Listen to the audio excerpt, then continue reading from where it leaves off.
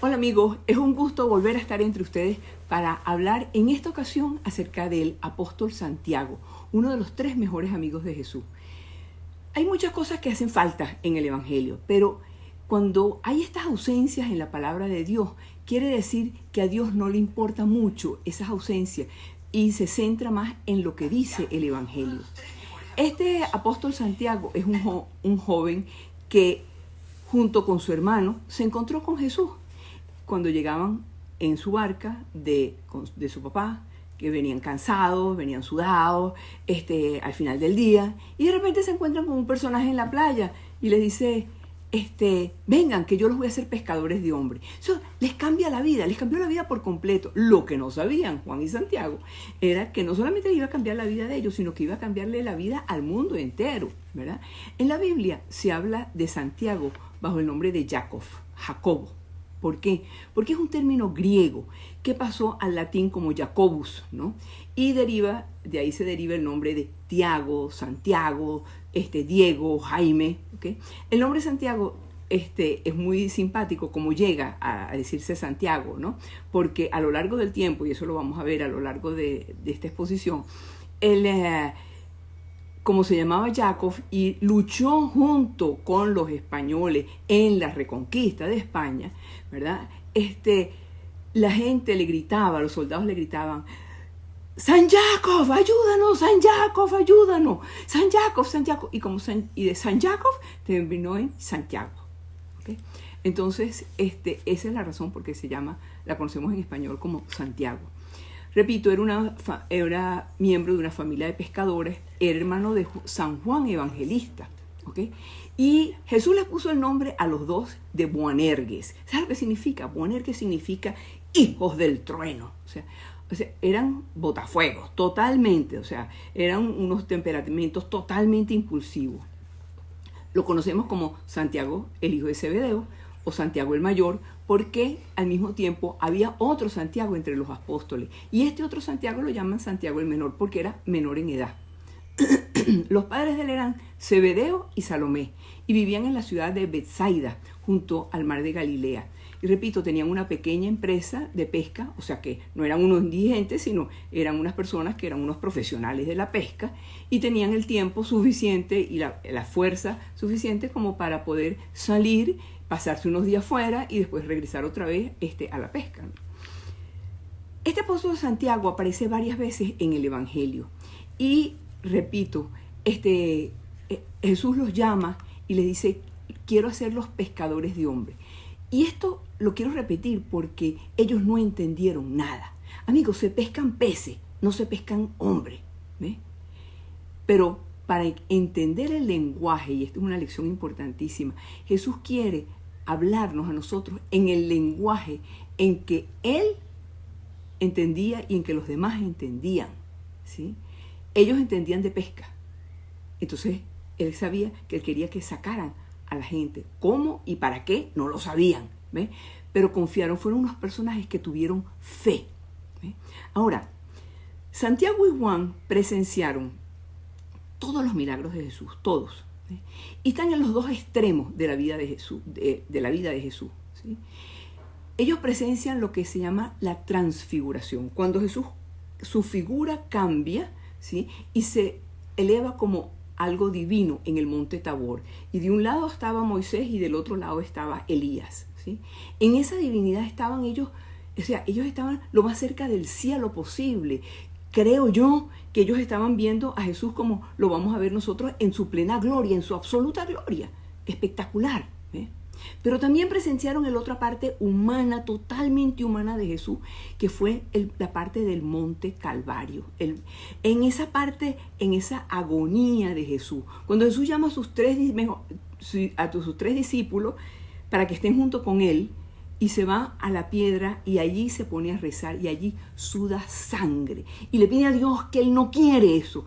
Y ellos están viendo, ellos vieron hace poco a Jesús en toda su divinidad y ahora lo están viendo en toda su humanidad, triste, asustado, botando sangre de la angustia, porque de la angustia, amigos, se pierde sangre.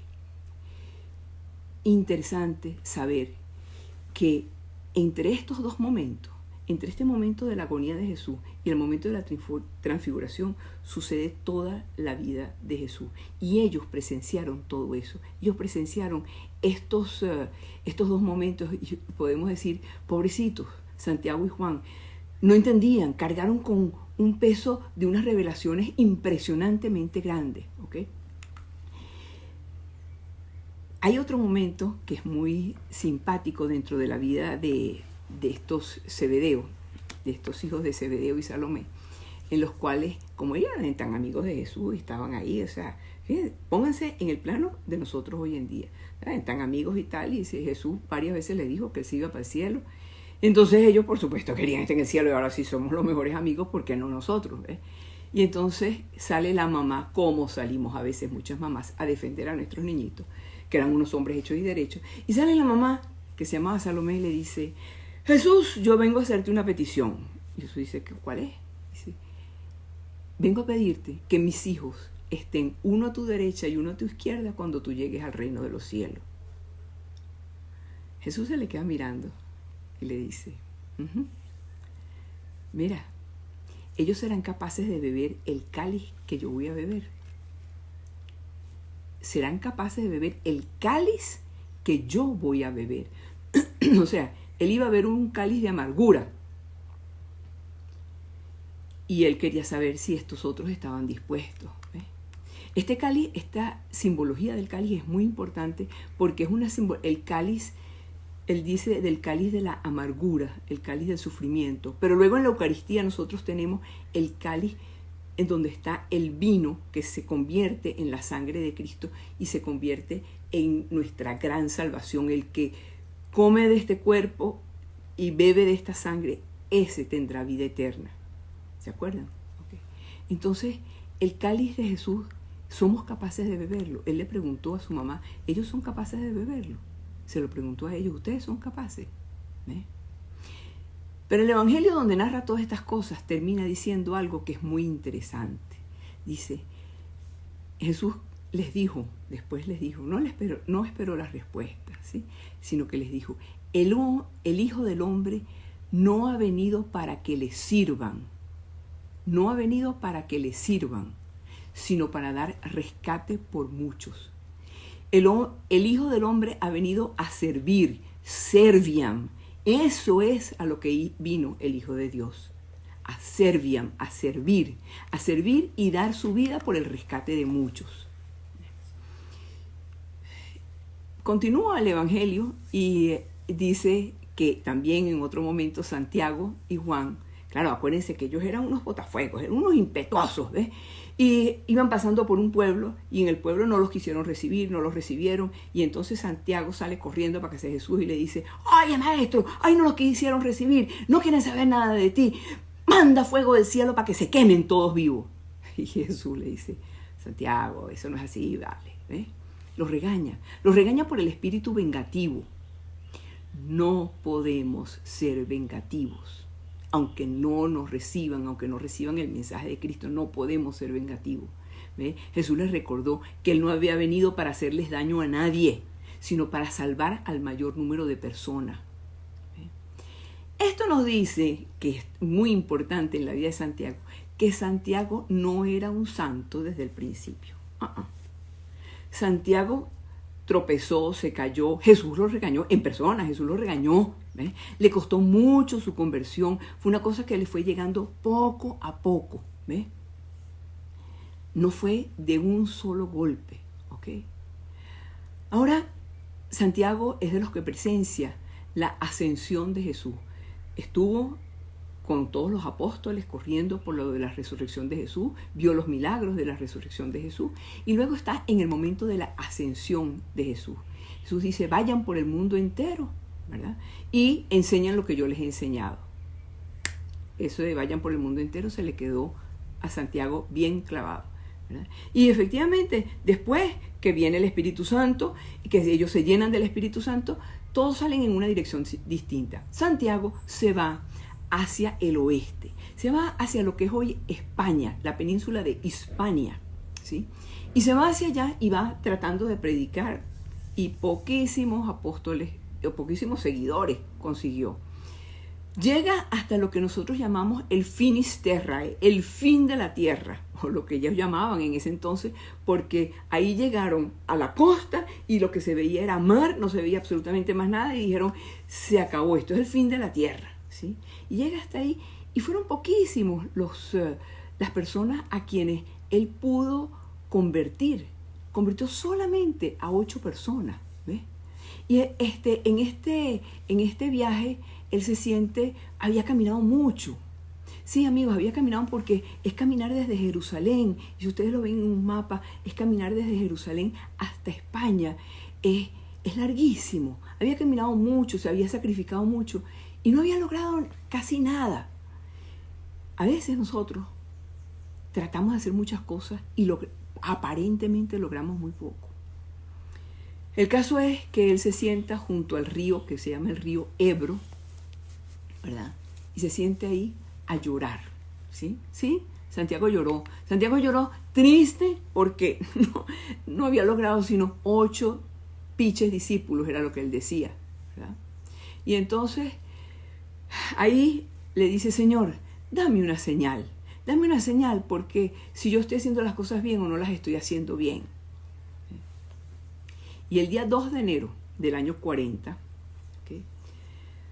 Allí Santiago de repente empieza a escuchar voces de ángeles, ¿okay? Voces de ángeles que cantaban Ave María, gracia plena. Dios te salve María, llena eres de gracia. Y ¿qué ve? Ve aparecer sobre una columna, es decir, sobre un pilar, ve aparecer a la Virgen María. Ojo, la Virgen María estaba viva en Tierra Santa, estaba viva en Jerusalén, ¿sí?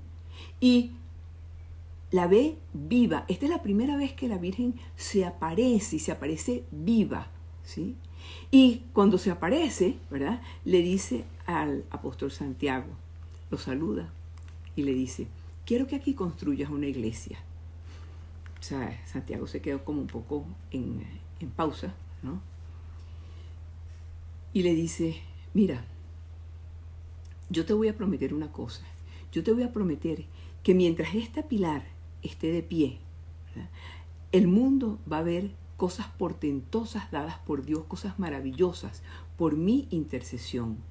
Y yo te prometo que desde este lugar va a salir la mayor evangelización del mundo. Amigos, y así ha sido. Desde ese lugar, desde al lado del río Ebro, que es lo que hoy conocemos hoy como la gran ciudad de Zaragoza, donde está primero fue una capillita y hoy en día es un santuario espectacular donde está la Virgen del Pilar. Desde allí ha salido la gran evangelización. Salió muchos años después, porque el tiempo de Dios no es el nuestro, salió muchos años después una gran evangelización. Se evangelizó todo el oeste de los Estados Unidos, California, Nueva México, toda la América Central, América del Sur, o sea, todo Venezuela, ¿sí? Colombia, Perú, Ecuador, Argentina, Chile, todo eso salieron de los misioneros españoles, ¿sí? De allí saldrá la mayor evangelización del mundo. Y la Virgen lo animó y le dijo, sigue adelante porque mientras esta columna, mientras este pilar esté en pie, de aquí saldrán verdaderos discípulos de mi Hijo Jesucristo, ¿sí? Cuando la Virgen se le aparece, repito, ella estaba todavía viva. Y los discípulos, cuando ella desaparece, cuando ella se va, queda el pilar, ¿sí? Y los discípulos la guardan. Santiago, junto con sus 8 discípulos que había conseguido, la guardan, ¿verdad? Y empiezan, digamos, a celebrar, se convierte en un centro religioso, ¿no? Y empiezan a edificar esta iglesita y la llaman Santa María del Pilar, ¿verdad? Construyen la iglesita y esa iglesita se va quedando allí. Luego, Santiago, junto con los demás, se regresan, pero ya tenían allí a la capillita de Santa María del Pilar, la primerita iglesia dedicada en honor a la Virgen Santísima. Y se trata de algo muy interesante porque es una venida extraordinaria de la Virgen durante su propia vida mortal. Y esto no sucedió en ninguna otra parte. ¿Ves? ¿Cuál es el simbolismo del pilar?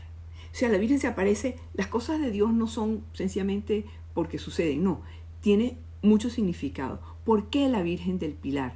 Porque el pilar es la columna, le da idea de solidez, de firmeza, de confianza en la protección de la Virgen.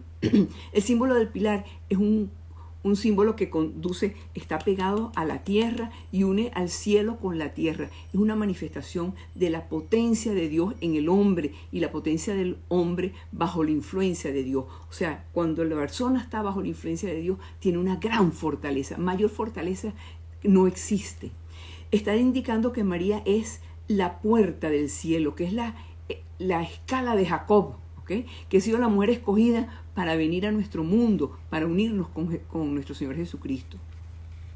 Es muy simpático, muy interesante, porque en la iglesia del Pilar, en la gran iglesia de Nuestra Señora de María del Pilar, todos los días visten a la Virgen, todos los días le ponen a la Virgen una capa y tapan también el pilar con una capa preciosa. Hay solamente 3 días en el año, en el mes, que no se tapa, y son el día 2, porque según la tradición en Zaragoza, el 2 de enero del año 40 fue cuando ella se apareció. Entonces la tienen completamente descubierta, la Virgen descubierta y el pilar descubierto. El día 12, porque el templo se dedicó un día 12 de octubre y por eso la fiesta de la Virgen de Nuestra Señora del Pilar es el día 12 de octubre. Y luego el día 20, porque el día 20 es la coronación canónica de la Virgen del Pilar, que fue un 20 de mayo. Entonces esos días ella aparece solita, pero hay un día también, un día en el año, en la cual se puede ver sin ninguna capa, ningún manto, que es el día 19 de octubre, que es el día de la octava de la Virgen del Pilar, 8 días después del 12 de octubre. ¿Okay? Y después esto va a tener mucha relación con el descubrimiento, con Cristóbal Colón y todas estas cosas, ¿no? Entonces, se trata de una venida, de una presencia extraordinaria de la Virgen durante la vida de la Virgen, ¿no? A diferencia de todas las otras apariciones de la Virgen. Ahora, este apóstol Santiago empieza a regresar, después que ellos hacen su capillita de Santa María del Pilar, empiezan a regresar hacia Jerusalén y pasa por Roma. Y en Roma, allí a sus 8 discípulos los ordenan y los ordenan obispo. ¿Quién lo ordena? El propio San Pedro. Y allí reciben la misión de seguir evangelizando en Hispania, de regresarse a España a seguir. Pero el apóstol Santiago se va hacia Jerusalén y según muchos textos dicen que fue a acompañar a la Virgen en el momento en el lecho de la muerte, en el lecho en el cual ella fue ascendida al cielo. Pero una vez que él llega allá, la situación social y política está muy mala. Y está gobernando Herodes Agripa I, que era nieto del rey Herodes. Ustedes se acuerdan, el rey Herodes es el que mandó a matar a los niños. ¿Okay? Y entonces él tiene la persecución contra los cristianos y manda, ¿verdad? Dice, mira, aquí tenemos que acabar con alguien. Y claro, se acordó de se acordó de Santiago, y entonces ¿qué hace? Directamente agarra y lo manda, lo pone preso, lo tortura y lo decapita en el año 42. O sea, 2 años después que él vio a la Virgen, en el año 42 decapitan a Santiago. Le había obligado a que escondieran el cadáver, no sé qué. Pero los discípulos, ¿sí?, ¿qué hicieron? Aprovechando el momento, lograron agarrar el cuerpo y trasladarlo hacia Galicia, en España. ¿Okay? Y allí llegan al puerto de Iria Flavia, ¿okay?, que es el actual Padrón, ¿okay? Y depositan el cuerpo del apóstol Santiago en unas piedras, pero estas eran unas piedras que estaban muy reblandecidas, y cuando lo acostaron de una manera insólita, ¿okay?,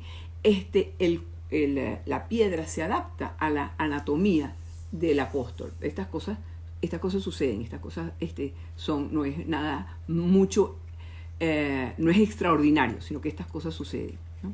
Los discípulos llevan allí el cadáver y buscan un lugar más alejado de la costa donde lo van a enterrar. Y aquí viene una parte bien muy interesante. Dueña de todos aquellos terrenos era una mujer que era una dama aparentemente muy aristocrática, que la llamaban la reina Lupa. La palabra lupa viene de lobo, ¿ok? Para indicar, no sabemos si ese es exactamente el nombre o el sobrenombre que le tenía para decir que era una mujer que se las traía, ¿ok? Entonces, es una leyenda, pero es una leyenda cristiana, ¿ok? La reina Lupa, ellas le preguntan que si ellos pueden enterrar dentro de sus tierras, si pueden enterrar a su maestro. Y ella, pues, ella creía en todas las ideas que tenían los celtas, ella creía en todo tipo de supersticiones, cábalas, bueno, ella estaba llena de ideas raras, alejadísimas de lo que todo pudiera ser cristianismo, ¿no? Pero ante la petición de los discípulos de Santiago, entonces ella, con algunas intenciones un poco malvadas, le dice, bueno, se los voy a enviar, váyanse para casa de Duyo, ¿ves?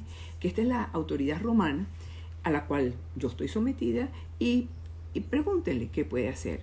Claro, este hombre, ¿qué hizo cuando ellos llegaron allá, verdad?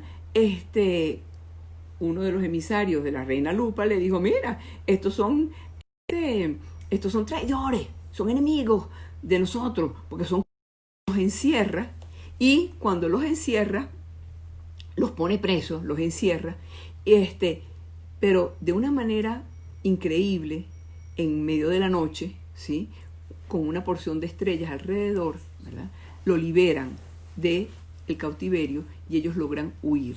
Vuelven a llegar a donde está la reina Lupa. Y la reina Lupa me escaparon, ¿no? Qué bueno, ¿eh?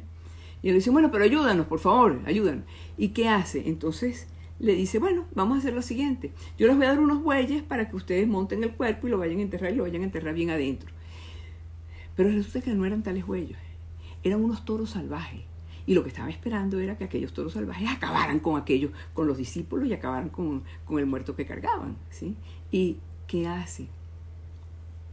Resulta que inmediatamente ellos empezaron a ver que estos bueyes, que eran toros salvajes, se empezaron a amansar y se empezaron a amansar. Y viendo aquello que estaba sucediendo, viendo que habían escapado de la prisión, etc., la reina Lupa empieza a pensar y dice, esta gente trae algo. Y ella se convierte, y ella indica dónde lo van a enterrar, los entierran allí, y entonces ella misma, ¿sí?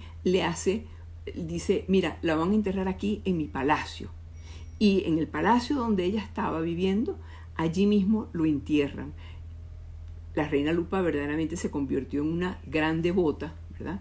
Y allí pues pasó el tiempo, se olvidó, murió la reina Lupa, se olvidaron de ella, y pasaron 800 años, ¿ves? En los cuales, allí donde había estado enterrado Santiago, se quedaron 2 de los discípulos, y allí los enterraron a esos 2. ¿Okay?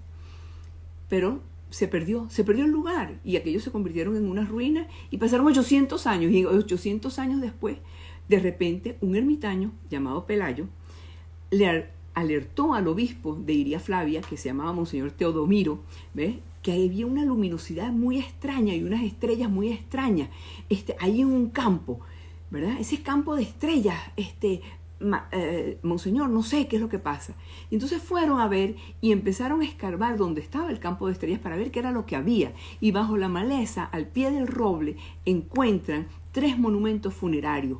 Uno de ellos guardaba en su interior a un cuerpo que estaba degollado, con la cabeza debajo del brazo, ¿ok? Y había un letrero que decía, aquí yace Santiago, el hijo de Zebedeo y Salomé. No había duda, era el apóstol Santiago. Y como habían 2 cuerpos más, pues eran sus otros discípulos, ¿ves? Ahora, esto empieza a correr, y el primero que va corriendo para allá es el rey de Asturias, que corre durante 500 kilómetros, y estos 500 kilómetros que corre va caminando con su peregrinación, ¿no? Pero viene, y es ahora lo que nosotros llamamos el camino primitivo a Santiago, ¿eh? En el año 711, los musulmanes invadieron la península ibérica y dominaron a los cristianos. Y el 23 de mayo del 844 se desató la historia más famosa de Santiago como apóstol, porque ese año luchaba el rey de Asturias contra los musulmanes y de repente vieron aparecer en el cielo la figura del apóstol Santiago montado sobre un caballo blanco con una cruz en la mano, ¿sí? Y atento al pueblo, verdaderamente acabaron con los musulmanes y ganaron la guerra. Eso es lo que se llama el gran símbolo de la reconquista española. El rey de Asturias fue el rey de Asturias fue el primero que fue a peregrinar hacia allá, pero este gran símbolo de la reconquista con el apóstol Santiago a caballo se repitió en muchas ocasiones, y es lo que decíamos al principio, que cuando lo veían aparecer en el cielo le gritaban, y de allí viene el nombre de Santiago, ¿sí? Ahora, Santiago, repito, miles de peregrinos van y recorren este camino de Santiago por muchos lugares. Vienen hay un camino desde Portugal, hay otro desde propia España, hay otro desde Francia, y hay caminos también que vienen desde Roma, ¿ok? Y llegan a una gran plaza, que es lo que se llama la Plaza del Obradorio, donde se encuentra la gran catedral de Santiago de León, de Santiago de Compostela, donde está ubicada la tumba de Santiago. Esa tumba hubo que esconderla en un momento determinado, porque por temor a que la fueran a violar, pero volvió a aparecer y ahí la tenemos, y ahí está. Se dice que ese es el lugar más importante, ¿verdad?, de la visita del apóstol Santiago, aunque hay muchos que dicen, no, el camino de Santiago termina en Finisterra, o sea, de aquí para adelante tenemos que seguir caminando unos cuantos kilómetros más, porque hasta ahí es hasta donde hay que llegar. Ahora, una vez que uno llega a la Catedral de Santiago de Compostela, los peregrinos vienen sucios, vienen cansados, ¿verdad? Muchos de ellos, hay una tradición que muchos de ellos se cambian la ropa, se quitan los zapatos y queman todo eso y con un nuevo, se bañan, se visten, ¿verdad? Para indicar, pues, mira, estamos de nuevo recuperados, ¿ok? Ahora, como la mayoría llega de caminar mucho tiempo y llegan hasta la catedral, el deseo es, antes de bañarse ni nada, sino entrar dentro de la catedral. Pero como entran sucios, ¿sí?, los olores no son muy agradables. Allí pusieron lo que se llama el botafumeiro. Este es el botafumeiro. Este botafumeiro aquí tiene 60 kilos, ¿ok?, de un incienso muy aromático para eliminar todos estos olores desagradables, ¿sí? Y entonces es toda una ceremonia, ¿no? Lo agarran entre una cantidad de hombres y lo lanzan de un lado al otro, y aquella catedral se inunda de los buenos olores. Bueno, otro de los ritos, ese rito del botafumeiro, es un rito muy simpático. Hay otro que es también muy simpático, que es la visita y el abrazo al apóstol, ¿no? ¿Y cuál es el abrazo al apóstol? Que en la parte de atrás, en el altar, detrás del altar mayor, está una imagen de Santiago de Compostela, y la gente pasa por detrás del altar mayor y abraza a Santiago, ¿sí? Y en la parte de abajo de esa imagen está la tumba de él, pero por arriba entonces pasan y abrazan a Santiago para pedirle su valentía, su fuerza, su energía, todo lo que él tenía. A las 12 del día de todos los días, es la gran misa del peregrino. Si llegas antes de las 12, perfecto, porque asistes a la gran misa del peregrino, ¿no? Hay muy simpático también, porque en el camino de Roma, en el camino que viene desde Roma y Ortona, por ahí, hay unas fuentes que proporcionan vino a los peregrinos, porque para que se entonen, para que descansen. Y entonces esas fuentes de vino, gratis, por cierto, se han repartido en muchas partes del camino de Santiago, ¿ok? Entonces quiero recordarles que él es el patrono de España y de la caballería de España, ¿ok? durante las guerras, durante todos aquellos momentos, invocaron al apóstol Santiago y el apóstol Santiago estuvo junto con ellos. Santiago entonces viene del nombre de Jacob en griego. San Jacob, Santiago, ¿ok? Fue uno de los 12 apóstoles del Señor. Era hermano de Juan el Evangelista y por eso lo llaman Santiago el Mayor, porque había otro Santiago que era menor que él. Vivía en la costa de Betsaida, fue de los 3 apóstoles preferidos de Jesús, de los más amigos de él. Presenció todos los grandes milagros, estuvo en la transfiguración y estuvo también en el momento del huerto de Getsemaní, en la agonía de Jesús. Fue el primero en derramar sangre por Jesús, fue el primer mártir, porque acuérdense que le cortaron la cabeza, ¿ok? Y nosotros, de toda esta historia del apóstol Santiago, que se podían hablar cantidades de cosas, pero ahí tenemos que aprender un par de cosas que son muy importantes. Una es la prontitud para responderle a Dios, incluso cuando pide que dejemos las seguridades humanas. Jesús se le presentó y les dijo, vénganse que los voy a hacer pescadores de hombres. No entendieron nada y sin embargo lo siguieron, tuvieron fe en Jesús y lo hicieron rápido. No dijeron vamos a esperar, no. Después el entusiasmo a seguirlo por los caminos que Jesús les fue indicando, la valentía que tuvo el apóstol Santiago para dar testimonio.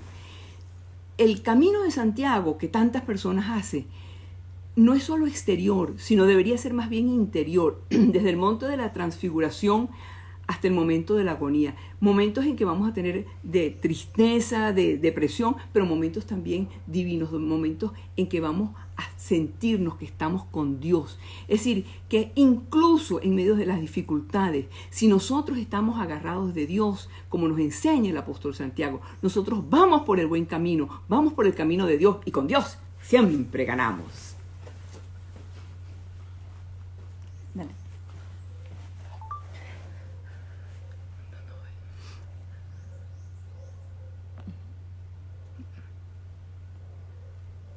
Pues.